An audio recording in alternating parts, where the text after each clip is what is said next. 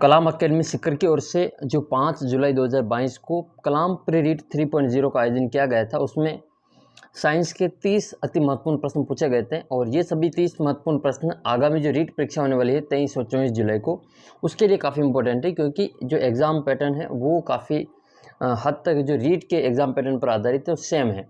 तो ये सभी परीक्षाएं रीट 2022 में जो 23-24 जुलाई को होने वाली है उसके लिए काफ़ी इंपॉर्टेंट है। इन सभी प्रश्नों को आप अच्छी तरीके से ज़रूर देखें। तो ये 30 प्रश्न हम इसमें देखने वाले हैं, आंसर की मिलाएंगे। तो सबसे पहला प्रश्न इसमें सूची 1 को सूची 2 से आपको सम्मिलित करना है। एक तरफ दे रखा है राइजोबियम, यीस्ट, प्रोटोजोआ और लैक्टोबैसिलस, और फिर दूसरी तरफ इनका उपयोग दे रखा है। तो राइजोबियम का जो उपयोग है वो मिट्टी को उपजाऊ बनाने में किया जाता है, इसका प्रयोग। और यीस्ट का जो प्रयोग है वो बेकरी उत्पाद में करते हैं। प्रोटोजोआ जो है वो एक मलेरिया का कारक है। और लैक्टोबैसिलस का उपयोग दही के निर्माण में किया जाता है। तो इस प्रकार से इसको हम मिलान करेंगे तो पहले में है 4, दूसरे में 3, तीसरे में 2 और चौथे में है 1। इसका जो सही उत्तर है वो आपका ऑप्शन नंबर ए में है, 4 3 2 1। 4 3 2 1। अगला प्रश्न आपका इसमें 122 नंबर, निम्न में से कौन सा मूसला मूल पादप का उदाहरण है? तो मक्का, गन्ना, प्याज और आम, इसमें से जो मूसला मूल का उदाहरण है वो आपके हो जाएगा इसमें आम। नेक्स्ट क्वेश्चन 123 नंबर, शुक्र जनन के समय शुक्राणु के एक्रोसोम का निर्माण किससे होता है? इसका जो करेक्ट आंसर वो हो जाएगा आपके गोल्जिकाए। गोल्जिकाए, इसमें जो शुक्र जनन के समय शुक्राणु का एक्रोसोम का निर्माण गोल्जिकाए से होता है। माइटोकॉन्ड्रिया आपको पता ही, इसको कोशिका का शक्ति ग्रह कहा जाता है। अगला प्रश्न आपका इसमें 124 नंबर, काला आजार रोग का रोग कारक क्या है? तो काला आजार जो रोग है उसका रोग कारक हो जाएगा है इसमें आपके लिश्मेनिया डोनोवनी। लिश्मेनिया डोनोवनी ये काला आजार रोग का रोग कारक है। 125 नंबर क्वेश्चन आपका इसमें असंगत की पहचान करनी है आपको इसमें। तो पीयूष ग्रंथि वृद्धि हार्मोन ये सही है। एड्रिनलिन, इसमें आपका एड्रिनल ग्रंथि एड्रिनलिन हार्मोन ये सही है। पीनियल ग्रंथि ऑक्सीटोसिन और थायराइड ग्रंथि कैल्सिटोनिन। तो इसमें जो सही असंगत है वो आपके हो जाएगा सी, पीनियल ग्रंथि ऑक्सीटोसिन हार्मोन, ये इसमें असंगत है। 126 नंबर प्रश्न आपका इसमें कि मूत्र निर्माण की प्रक्रिया में परानिषेध कहाँ संपन्न होता है? तो इसका जो करेक्ट आंसर वो हो जाएगा आपके ग्लोमेरुलस में। कहाँ पे होता है ये? ग्लोमेरुलस में। 127 नंबर क्वेश्चन आपका इसमें फल शर्करा किसे कहा जाता है? फल शर्करा यानी कि जो फ्रूट शुगर है उसको, ये किसको कहा जाता है? तो फ्रक्टोज को जो फ्रूट शर्करा या फिर फल शर्करा के रूप में जाना जाता है। आपको बताना है कि ये लैक्टोज जो शर्करा है वो किस में पाई जाती है, कमेंट करके जरूर बताएं ये लैक्टोज शर्करा है वो किस में पाई जाती हैं। अगला प्रश्न आपका, मादा का द्वितीयक जननांग नहीं है, इनमें से कौन सा मादा का द्वितीयक जननांग नहीं है? तो इसका जो करेक्ट आंसर वो हो जाएगा आपके अंडाशय, जबकि योनि, गर्भाशय और अंडवाहिनी ये सभी द्वितीयक जननांग है। प्रश्न संख्या 129 है, क्रिया प्रतिक्रिया नियम के संबंध में असत्य कथन का आपको चयन करना है। पहला, इसमें प्रत्येक क्रिया की प्रतिक्रिया होती है, यह सत्य है। इसमें क्रिया प्रतिक्रिया के बल बराबर होते हैं, ये भी इसमें सत्य है। और डी ऑप्शन आपका इसमें कि क्रिया प्रतिक्रिया के बल विपरीत होते हैं, ये भी सत्य है। तो सी वाला उत्तर यह इसमें आपका असत्य है, क्रिया प्रतिक्रिया के बलों का परस्पर संतुलन संभव है, यह आपका इसमें असत्य है। तो इसका जो करेक्ट आंसर वो आपके सी हो जाएगा। 130 नंबर प्रश्न आपका इसमें कि विद्युत ऊर्जा को ध्वनि ऊर्जा में परिवर्तित करता है, कौन करता है? तो विद्युत ऊर्जा को ध्वनि ऊर्जा में परिवर्तित करता है लाउड स्पीकर। कौन करता है ये? Loud speaker. अगला प्रश्न आपके 131 नंबर, नियत ताप पर किसी पदार्थ की अवस्था परिवर्तन है तो आवश्यक उष्मा की मात्रा को क्या कहते हैं? उसको गुप्त उष्मा कहा जाता है। सही उत्तर हो जाएगा इसका गुप्त उष्मा।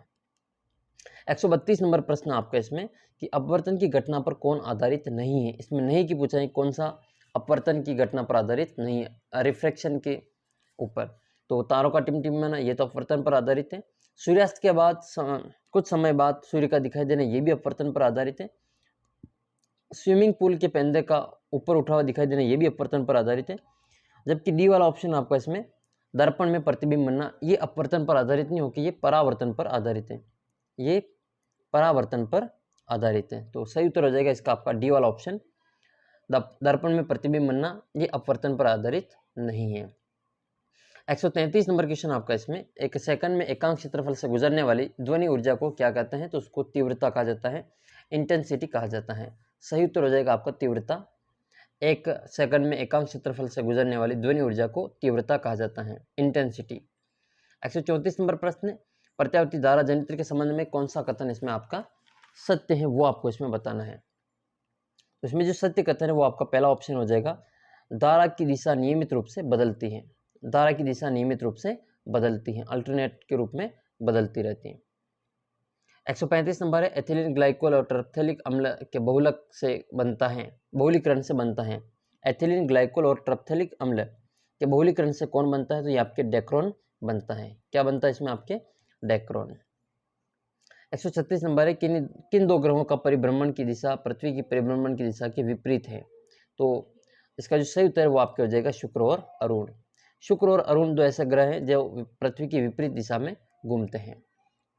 अगला क्वेश्चन आपका इसमें 137 नंबर है, निम्नलिखित कथनों पर सत्य कथनों पर विचार करना है। तो पहला ऑप्शन इसमें आपके सभी परमाणु विद्युत रूप से उदासीन होते हैं, ये सत्य है। दूसरा है इसमें परमाणु का नाभिक प्रोटॉन और इलेक्ट्रॉन से बना होता है, ये आपका इसमें गलत हो जाएगा। तीसरा इसमें नाभिक का आकार 10⁻⁻15 मीटर की कोटि का होता है, ये इसमें आपका सत्य है। तो पहला और तीसरा आपका सत्य है, पहला और तीसरा बी नंबर ऑप्शन आपका बिल्कुल करेक्ट हो जाएगा। जो प्रोटॉन और न्यूट्रॉन से जो बना होता है नाभिक, ये इसमें इलेक्ट्रॉन नहीं होते हैं।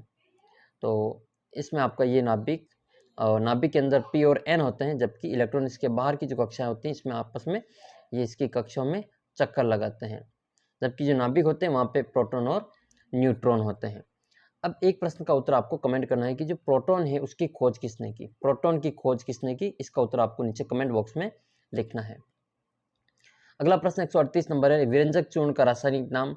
तो इसका जो करेक्ट आंसर वो हो जाएगा आपका कैल्शियम ऑक्सीक्लोराइड।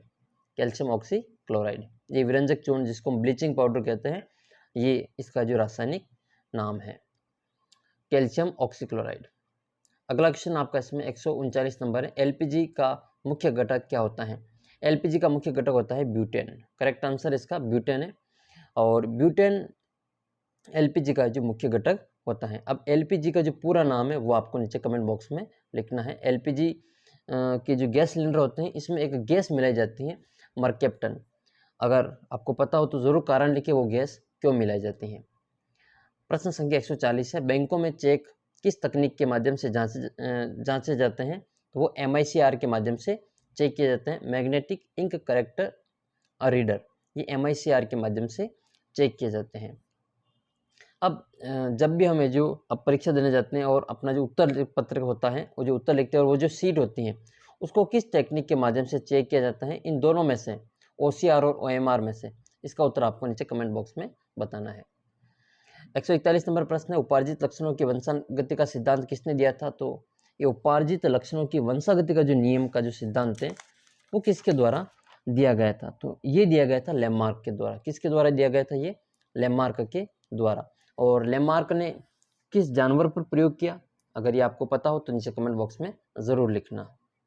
गर्दन वाला प्रयोग किया था, तो ये आपको याद आ गया होगा इसमें। अगला क्वेश्चन है, कौन सी गैस हरित गृह प्रभाव नहीं दर्शाती है? इनमें से कौन सी गैस ऐसी है जो हरित गृह प्रभाव नहीं दर्शाती है? तो इसका जो सीधा सा उत्तर है वो आपको हो जाएगा आर्गन। आर्गन जो गैस है इसमें हरित गृह प्रभाव नहीं दर्शाती है। 143 नंबर क्वेश्चन आपका इसमें, ये शिक्षण वीडियो का प्रश्न है, एक विद्यार्थी दिए गए आंकड़ों के अनुसार बारंबारता सारणी का निर्माण करके प्रदर्शित करता है, और यह विद्यार्थी के किस उद्देश्य को दर्शाता है? तो इसका जो करेक्ट आंसर वो हो जाएगा आपका अनुप्रयोग। सही उत्तर होगा इसमें आपके अनुप्रयोग। 144 नंबर क्वेश्चन है, भावात्मक पक्ष का उद्देश्य नहीं है। इनमें से कौन सा भावात्मक पक्ष का उद्देश्य नहीं है? तो इसमें से जो अनुकरण है, ये अनुकरण भावात्मक पक्ष का उद्देश्य नहीं है, बाकी तीनों ही भावात्मक पक्ष के उद्देश्य हैं। नेक्स्ट क्वेश्चन 145 नंबर है, विज्ञान की प्रकृति के संबंध में सत्य कथन बताना है। तो विज्ञान की प्रकृति गतिशील और स्थिर दोनों है, इसका जो सी वाला उत्तर है वो इसमें सही हो जाएगा। 146 नंबर क्वेश्चन है, विज्ञान में सीखने के रूप में आकलन से क्या तात्पर्य है? इसकी इंग्लिश टर्म जब देखेंगे तो जल्दी समझ में आ जाएगा। Assessment as learning in science means, तो असेसमेंट एज लर्निंग पूछा गया है, तो इसका जो सही उत्तर है वो हो जाएगा आपका स्वाकलन। करेक्ट आंसर इसमें सेल्फ असेसमेंट। 147 नंबर क्वेश्चन है, निम्नलिखित में से किसका विकास विज्ञान के द्वारा नहीं होता है? तो स्थायी मानस प्रवृत्ति जो होते हैं, परमानेंट मेंटल एटीट्यूड, इसका विकास विज्ञान के द्वारा नहीं हो सकता है। बाकी निष्पक्षता होती है विज्ञान में, वैज्ञानिक दृष्टिकोण विज्ञान के द्वारा विकसित होता है, और वैज्ञानिक अभिवृत्ति ये भी होता है। 148 नंबर क्वेश्चन है, घरेलू कचरे का प्रबंधन करते समय जो जैविक करते समय अजैविक अपशिष्ट पदार्थ हेतु किस रंग के डिब्बे का प्रयोग किया जाता है? तो इसमें आपके नीले रंग के डिब्बे का प्रयोग किया जाता है। 149 नंबर प्रश्न आपका इसमें कि कृषि क्षेत्र के साथ कृषि से संबंधित अन्य कार्य करना क्या कहलाता है? तो उसको मिश्रित कृषि कहते हैं, मिक्स्ड एग्रीकल्चर के रूप में जाना जाता है। 150 नंबर प्रश्न इसमें 2 किलोग्राम द्रव्यमान वाली वस्तु को 8 मीटर प्रति सेकंड के त्वरण से त्वरित करने हेतु बल की आवश्यकता कितनी होती है? तो ये दूसरा नियम है, F बराबर ma, F बराबर ma। तो इन दोनों को जब हम गुणा करेंगे तो ये आपका 16 न्यूटन के बराबर आ जाएगा। तो ये आपके 30 साइंस के क्वेश्चन थे इसमें, और अगले वीडियो में हम मैथ्स के भी 30 प्रश्नों को इस वीडियो में देखेंगे। तो चैनल को आप सब्सक्राइब जरूर करें और इस वीडियो को अधिक से अधिक शेयर जरूर करें। मिलते हैं अगले वीडियो में, तब तक जय हिंद, जय भारत।